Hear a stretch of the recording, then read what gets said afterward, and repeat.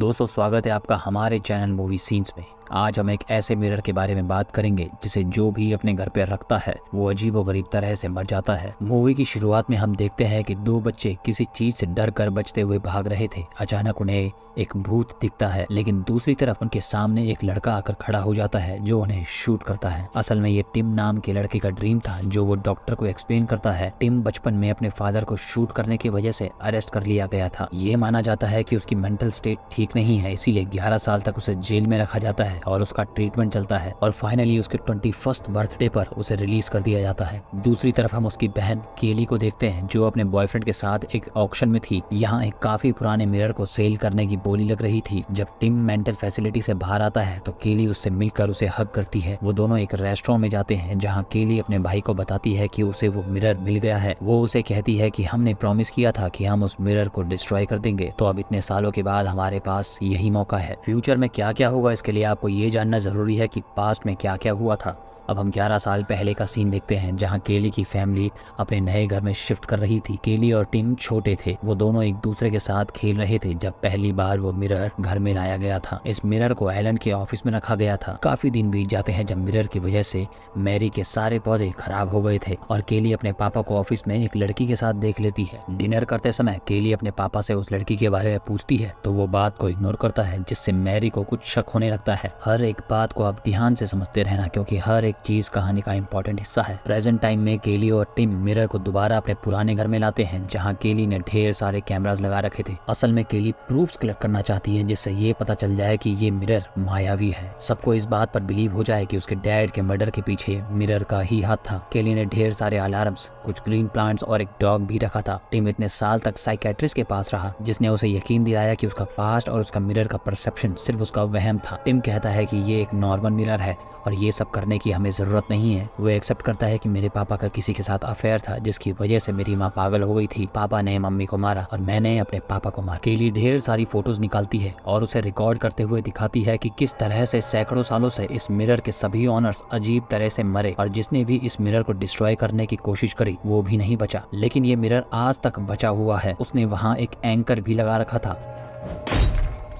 In case अगर किसी तरह ये दोनों मर जाते हैं तो आधे घंटे के टाइमर में वो मिरर पर अपने आप गिर जाएगा जिससे मिरर टूट जाएगा। टिम मिरर को तोड़कर केली को बता देना चाहता है कि मिरर में कोई सुपर नेचुरल पावर्स नहीं है। केली उसे कहती है कि तुम शौक से उसे तोड़ कर देखो। टिम एक चेयर लेकर उसे तोड़ने जाता है लेकिन वो मिरर में देखकर कहीं खो जाता है और चेयर नीचे रख देता है। केली कहती है कि मिरर ने तुम्हें कंट्रोल किया है। अब 11 साल पहले हम देखते हैं कि जैक रात को अपना ऑफिस में बैठकर टाइप कर रहा था। उसकी उंगली में बैंडेज थी जिसे वो निकाल कर साइड रखता है, लेकिन जब वो दोबारा टाइप करने लगता है तो वो देखता है कि बैंडेज उसकी उंगली में ही लगी है। वो एक टूल का यूज करके बैंडेज निकालने लगता है लेकिन बैंडेज की जगह उसका नाखून ही निकल जाता है। असल में उसकी उंगली में बैंडेज थी ही नहीं। ये तो सिर्फ भ्रम है जो मिरर ने उसके लिए क्रिएट किया था। मिरर इस तरह की सिचुएशंस को क्रिएट करता है जिससे ये समझना मुश्किल हो जाता है कि कोई चीज रियल है या नहीं। जैक अब मिरर से बात करने लगा था जिससे मैरी को शक होता है कि वो किसी लड़की से ही बात कर रहा है। इस बात पर दोनों की काफी बहस होने लगती है। मैरी कहती है कि कुछ समय से तुम खोए खोए से रहते हो। कुछ समय से उनका डॉग भी अजीब बिहेव करने लगा था। वो काफी बीमार हो चुका था। प्रेजेंट सीन में केली अपने डॉग को बंद करके मिरर के सामने रख देती है, ये प्रूव करने के लिए कि किस तरह मिरर की वजह से वो भी उनके पुराने डॉग की तरह बीमार हो जाएगा। लेकिन टिम डॉग को छोड़ देता है। दोनों भाई बहन की बहस होती है जिसमें टिम कहता है कि वो एक नॉर्मल मिरर है। सच ये है कि मैंने ही अपने डैड को मारा है। केली रोने लगती है कि टिम सच जानते हुए भी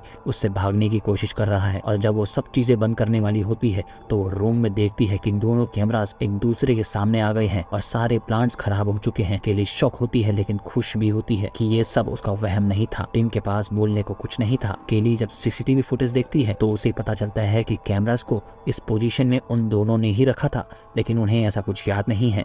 वो समझ जाती है कि मिरर ने ही उनसे ये सब करवाया था। पास्ट टाइम में हम देखते हैं कि जब जैक घर पर नहीं था तो मैरी को उसके ऑफिस में चेक करते हुए एक कागज पर किसी का नाम लिखा मिलता है। वो रोने लगती है और सब चीजों को फेंक देती है। वो रो रही थी लेकिन मिरर में उसका रिफ्लेक्शन मुस्कुरा रहा था। वो काफी तेज चिल्लाती है और दोनों बच्चे भागते हुए नीचे आते हैं। मैरी उन्हें मारने की कोशिश करती है, लेकिन वो दोनों भागते हुए अपने रूम में आ जाते हैं। जब वहाँ जैक आता है तो वो उसे भी मारने लगती है। जैक उसे पकड़ लेता है। दोनों बच्चे रोने लगते हैं, लेकिन जैक उन्हें उनके रूम में रहने को कहता है। जैक मैरी को घसीटते हुए एक रूम में ले जाता है। काफी दिन तक उनकी माँ अपने रूम से बाहर नहीं निकलती। एक दिन जब कैली उस रूम में जाती है तो उसे पता चलता है कि उसके पापा ने उसकी माँ को रूम में एक चेन से बांध रखा है। इधर प्रेजेंट डे में हम देखते हैं कि किस तरह से मिरर केली और टिम के दिमाग से खेल रहा था। टिम को बार बार अपना बचपन दिखता है और कभी कभी तो भूत भी दिखता है, और केली बल्ब चेंज करने के लिए अपना आधा खाया हुआ एप्पल वहाँ रखती है। बल्ब चेंज करने के बाद दोबारा एप्पल उठाकर जैसे ही खाती है तो उसे पता चलता है कि उसने गलती से बल्ब चबा लिया है। उसके मुंह से खून निकलने लगता है। जैसे ही वहाँ टिम आता है तो केली देखती है कि ये भी उसका वहम था, क्योंकि उसने बल्ब नहीं बल्कि एप्पल ही खाया था। वो काफी ज्यादा डर जाती है और समझ जाती है कि मिरर अब उनके दिमाग से खेल रहा है। कुछ देर बाद केली नींद से उठकर देखती है कि वो मिरर से चिपक कर खड़ी हो रखी है और एंकर के गिरने का टाइम हो चुका है। ये भी मिरर का बनाया हुआ खेल था, जिसमें उसने बिना केली के पता चले उसे वहां पर खड़ा कर दिया ताकि एंकर उसके ऊपर गिर जाए। वो जल्दी से एंकर को दोबारा रीसेट करती है। अचानक वहां लाइट चली जाती है तो वो पूरे घर में चार्जिंग बल्ब ऑन कर देती है और एक डेड प्लांट को लात मार देती है। उसे अपनी माँ के रूम में एक चेन और खून और प्लेट के टुकड़े दिखते हैं। वो खुद से कहती है कि ये रियल नहीं है। वो नीचे जाती है जहाँ उसे और टुकड़े दिखते हैं। वो एक टुकड़ा हाथ में ले लेती है और बाकी टुकड़ों की वीडियो बनाने लगती है जो कि कैमरे में नहीं दिख रहे थे। वो खुश होती है कि उसे मिरर की ट्रिक समझ आ गई थी।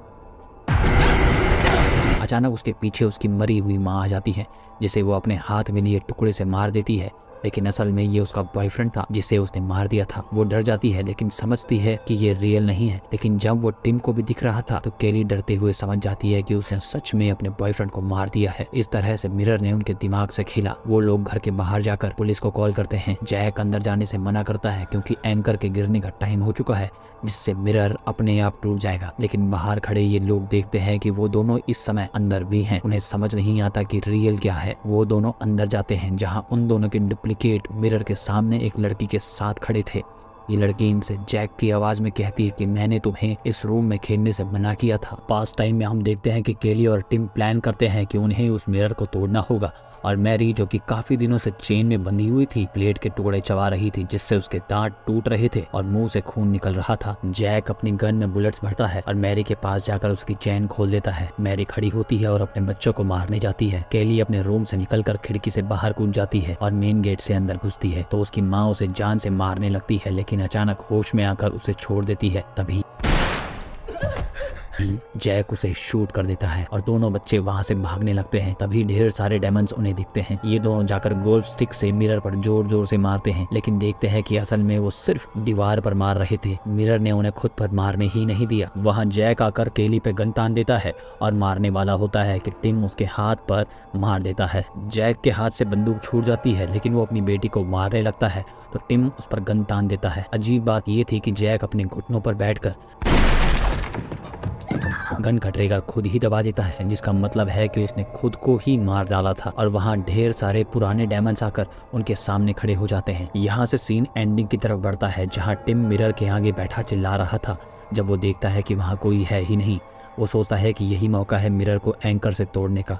वो खड़ा होकर एंकर चलाने जाता है। इधर हम देखते हैं कि कैली को अपनी माँ मिरर में दिख रही थी, जिसे हग करने के लिए वो मिरर के पास जाती है और अपनी माँ को हग कर लेती है। टिम, जिसे रूम में कोई नहीं दिख रहा था, एंकर को चला देता है, लेकिन हम देखते हैं कि वहाँ केली खड़ी थी, जिसके एंकर लगते ही उसकी मौत हो जाती है।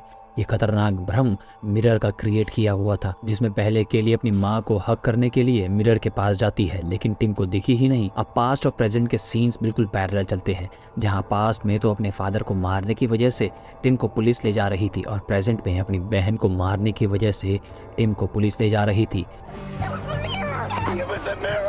वो दोनों टाइम यही कह रहा था कि ये सब मिरर ने किया है।